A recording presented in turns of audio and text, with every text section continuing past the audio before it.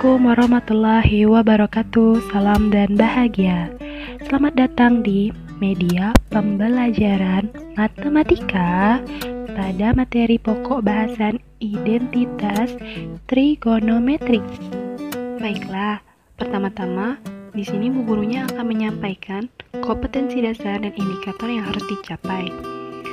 Nah, kompetensi dasar yang harus dicapai pada pembelajaran kali ini adalah menyelesaikan masalah kontekstual yang berkaitan dengan rasio trigonometri, sudut-sudut di berbagai kuadran dan sudut-sudut berrelasi.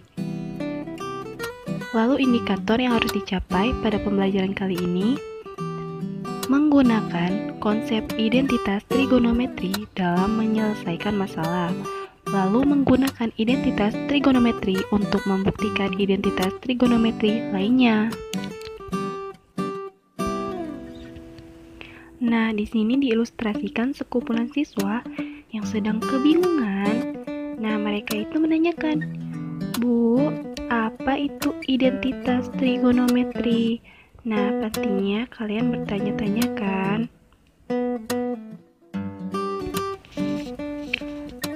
Nah, baiklah, di sini Bu Guru akan menjawab pertanyaan anak-anak tadi.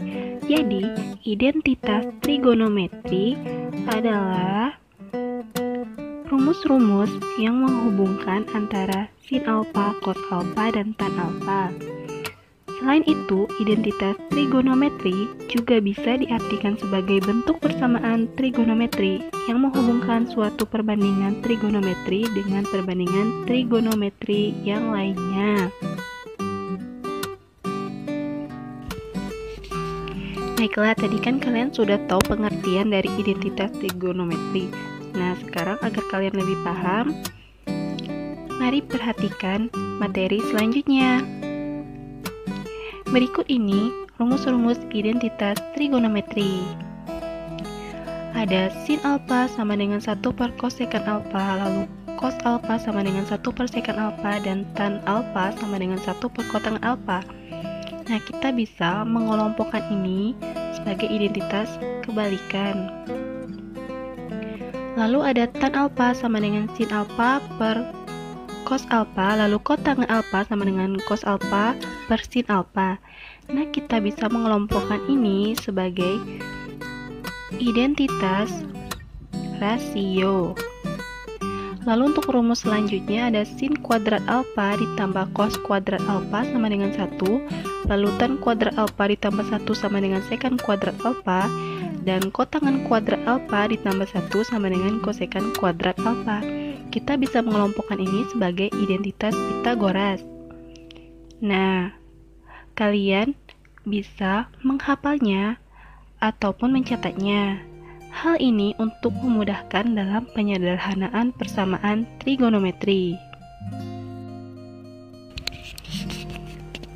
Nah, tadi kan kalian sudah dapat rumus-rumus identitas trigonometri. Sekarang ada beberapa cara untuk membuktikan suatu identitas trigonometri.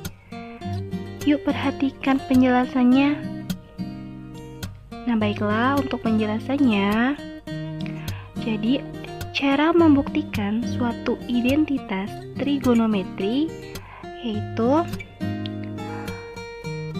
dengan bentuk persamaan pada ruas kiri diubah tanpa mengubah nilainya sehingga sama dengan bentuk persamaan pada ruas kanan. Berlaku juga sebaliknya ya. Nah, jadi bentuk persamaan pada ruas kiri kita ubah sehingga sama bentuk persamaannya pada ruas kanan. Nah, selanjutnya, mengubah bentuk suatu ruas dapat dilakukan dengan cara yang pertama, substitusi identitas trigonometri. Seperti yang kita tahu ada identitas kebalikan, rasio, dan Pythagoras. Lalu yang kedua, manipulasi aljabar, yaitu dengan menyederhanakan bentuk pecahan, mengalihkan dengan bentuk sekawan, pemfaktoran, dan lain-lain.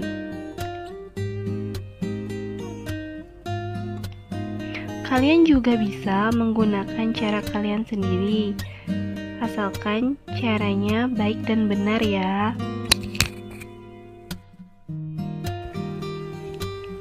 dari identitas trigonometri nih. Sekarang mari perhatikan contoh soal berikut ini.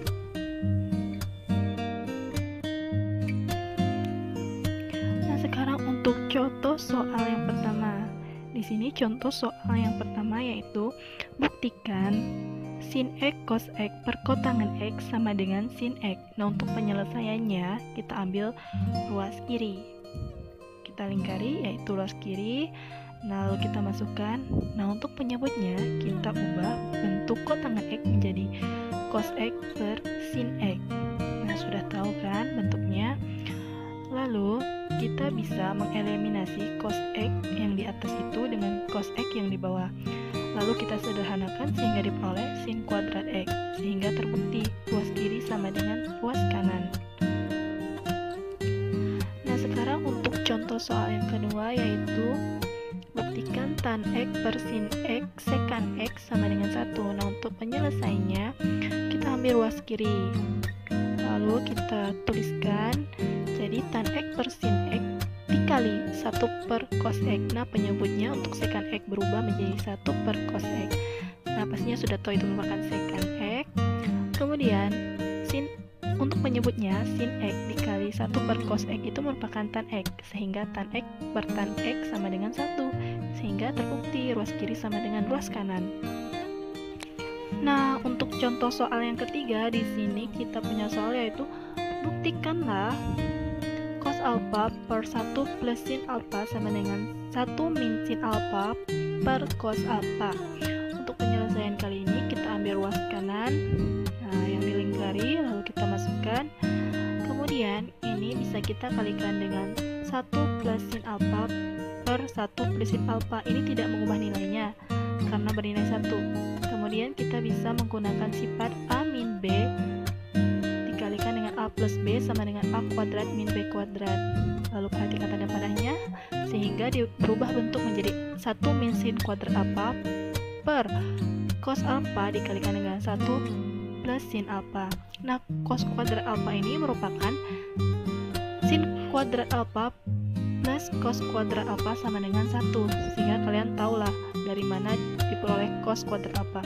Kemudian kita bisa mengeliminasinya, kemudian diperolehlah cos alpha per 1 plus sin alpha, sehingga ruas kanan sama dengan ruas kiri terbukti.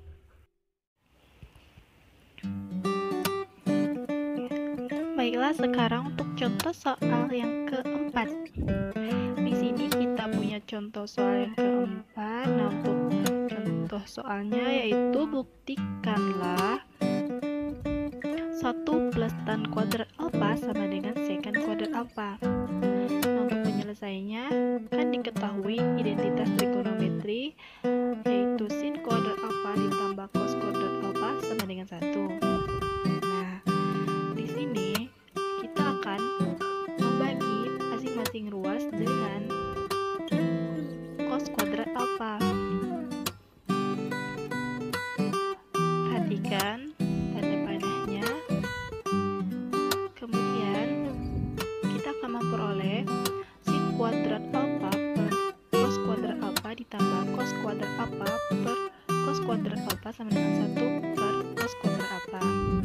Nah, kita bisa menyelesaikannya. Kalian lihat sendiri.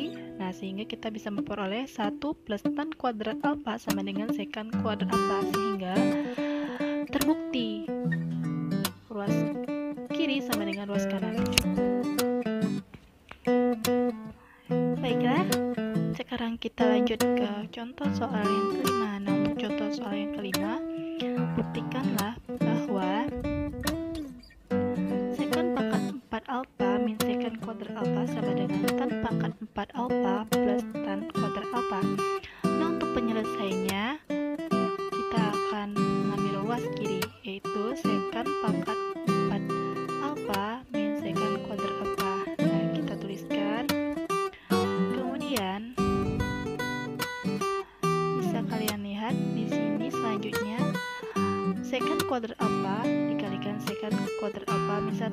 Nah, bentuk ini merupakan faktoran dari bentuk sebelumnya. Kemudian kita bisa menyederhanakan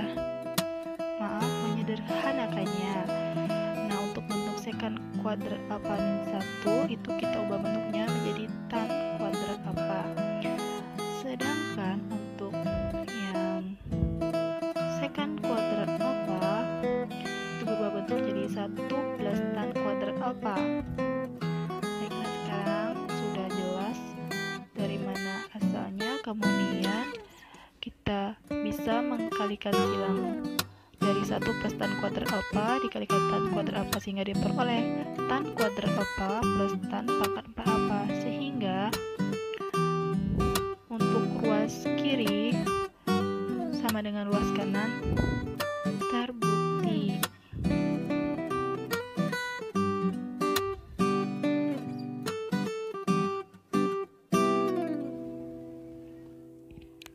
Nah, baiklah, sekarang untuk contoh soal yang keenam. Di sini kita punya soal, buktikanlah bahwa